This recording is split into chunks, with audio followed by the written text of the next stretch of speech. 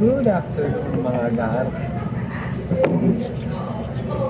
Sugar check na ulit tayo mga gar. It's day 17 in the afternoon. Mga gar, ako nga pala si Don.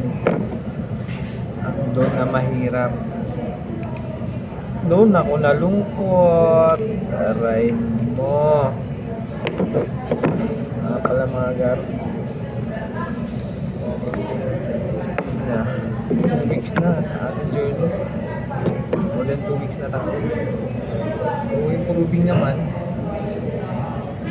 Mababa naman yung sugar natin. Depende lang talaga sa kinakain natin. So, kailangan maingat talaga tayo sa kinakain natin. So, ayan mga gar. Kita ba? Sugar check! Kailangan maingat tayo sa kain natin kasi sayang ang gamot. Aray mo. So, ayan mga gar, ang taas. Taas ang ano natin ngayon. So, see you na lang in the next vlog mga gar. Mamaya ulit bago mag-dinner.